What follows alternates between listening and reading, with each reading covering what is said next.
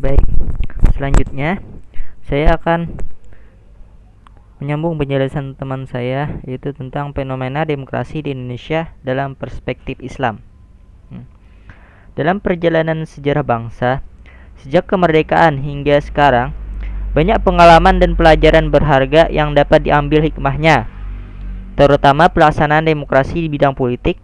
Setidaknya ada 4 model demokrasi yang pernah diterapkan dalam kehidupan ketatanegaraan Indonesia, yaitu demokrasi liberal, demokrasi terpimpin, demokrasi Pancasila, dan demokrasi langsung pada era reformasi.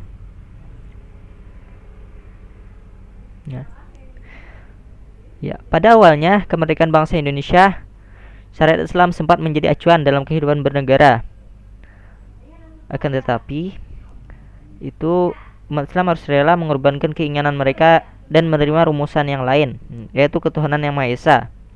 Memang sebagaimana pandangan para tokoh Islam, rumusan tersebut mencerminkan ekspresi tauhid umat Islam.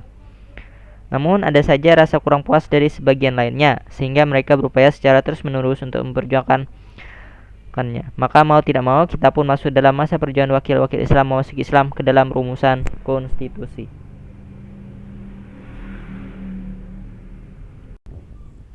Nah, di era pertama ini ada politik Islam era demokrasi liberal.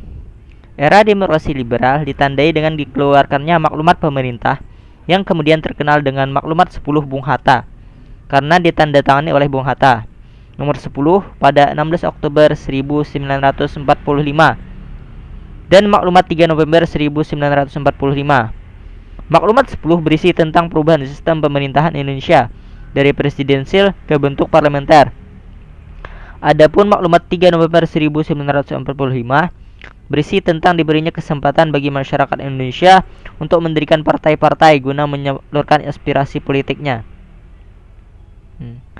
Dalam sistem demokrasi liberal ini, umat Islam mendapat kesempatan lagi untuk memperjuangkan aspirasi mereka yang sebelumnya kandas oleh konsensus politik pada awal 1945, sebagaimana diharapkan tokoh-tokoh Islam. Pemilu sebenarnya hendak dilaksanakan secepatnya setelah Indonesia merdeka. Namun, karena pada awal kemerdekaan Indonesia mengalami revolusi mempertahankan kemerdekaan, pemilu yang diimpikan tokoh Islam masih belum dapat dilaksanakan. Meskipun Bung Hatta telah menandatangani maklumat pembentukan partai-partai, suasana politik Indonesia masih diliputi pergolakan. Baru pada 29 September 1955, pemilu pertama di Indonesia dapat dilaksanakan. Pemilu ini diikuti oleh banyak partai dengan aneka ragam latar belakang politik dan ideologi. Nah, seperti yang ada di slide ini, ada 39 partai politik, ada 46 kelompok organisasi, 59 orang mewakili perorangan, 34 kelompok orang mewakili kumpulan, dan 257 kursi dari 15 daerah pemilihan yang diperebutkan.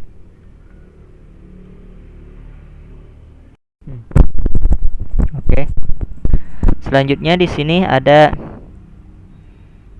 politik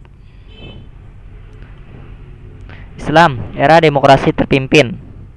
Era ini dianggap sebagai masa-masa sulit bagi partai Islam. Setelah mengeluarkan dekret Soekarno yang sudah terobsesi untuk menjadi penguasa mutlak di Indonesia, memaksa pembubaran Partai Masyumi, yaitu salah satu partai Islam, pada 17 Agustus 1960.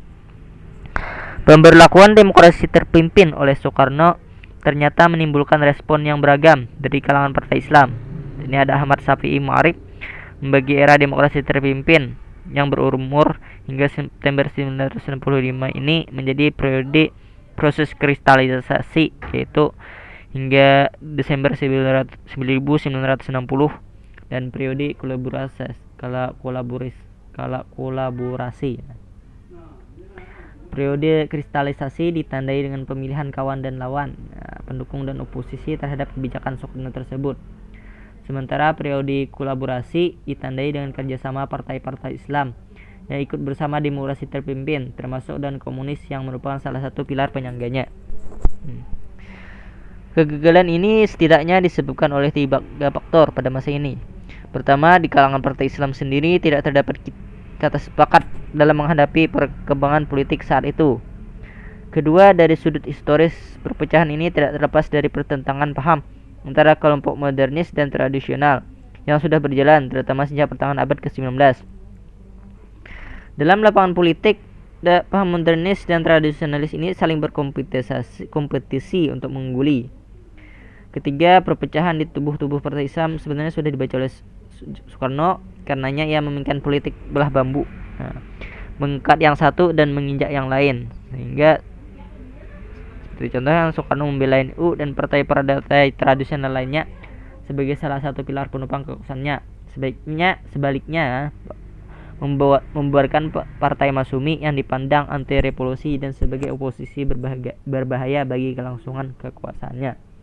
Di sini sistem demokrasi tidak begitu terbentuk karena hanya ada satu pendapat. Oke. Selanjutnya, politik Islam dan demokrasi Pancasila pada Orde Baru. Demokrasi Pancasila berpangkal dari kekeluargaan dan gotong royong. Semangat kekeluargaan itu sendiri sudah lama dianut dan berkembang dalam masyarakat Indonesia, khususnya di masyarakat pedesaan. Pada awalnya, Orde Baru yang dipimpin oleh Soeharto memberikan sebercit harapan di kalangan masyarakat Indonesia, khususnya umat Islam. Bangsa Indonesia ingin menapaki kembali kehidupan bernegara yang normal, lebih etis dan demokratis. Apalagi Orba sendiri menggunakan slogan ingin melaksanakan Pancasila secara murni dan konsekuen. Buat umat Islam, khususnya para tokoh bekas Masyumi, kehadiran Orba diharapkan menjadi lampu hijau bagi tampilnya kembali kekuatan Islam politik.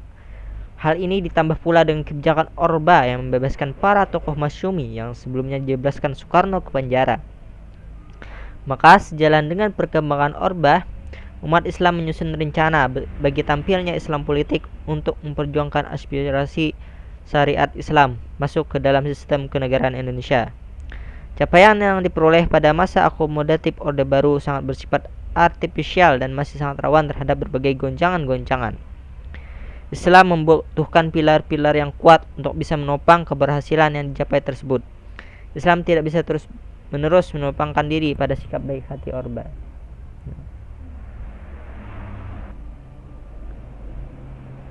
Selanjutnya, politik Islam era reformasi. Demokrasi yang dijalankan pada masa reformasi ini masih tetap demokrasi Pancasila. Perbedaannya terletak pada aturan, pelaksanaan, dan praktek penyelenggaraan. Berdasarkan peraturan perundang-undangan dan praktek pelaksanaan demokrasi, terdapat beberapa perubahan pelaksanaan demokrasi pada orde reformasi sekarang ini, yaitu A. Pemilihan umum secara langsung lebih demokratis. B. Itu partai politik lebih mandiri. Selanjutnya ada pengaturan hak asasi manusia atau HAM. Lembaga demokrasi lebih berfungsi. Kemudian konsep trias politika, 3 pilar kekuasaan negara, masing-masing bersifat otonom penuh. Momentum euforia reformasi untuk menyusun kembali format perjuangan penegakan syariat Islam di jalur politik diantaranya adalah mencuatnya kembali cita-cita menjadikan Islam sebagai landasan berbangsa dan bernegara di Indonesia. Hal ini dimungkinkan karena asas tunggalnya yang diterapkan Soeharto resmi dicabut dan masyarakat berhak membuat partai-partai sesuai ideologi mereka. Keadaan ini dimanfaatkan oleh umat Islam dan mendirikan partai Islam dengan berbagai orientasi, visi, dan misi perjuangannya, ya, sehingga banyak sekali partai-partai Islam yang tumbuh kembang saat era reformasi ini hingga sampai sekarang. Oke, akhirnya presentasi kami telah selesai. Sebelum selesai, ini ada kata-kata mutiara sedikit. Milikilah harapan untuk hari esok dan jangan pernah berhenti untuk berharap. Oke. Sekian dari kelompok kami. Itu kami dari kelompok Sulah mengucapkan salah dan hilaf apabila ada kesalahan, dan mohon maaf segala kurangnya. Dan dari saya, wassalamualaikum warahmatullahi wabarakatuh dan terima kasih.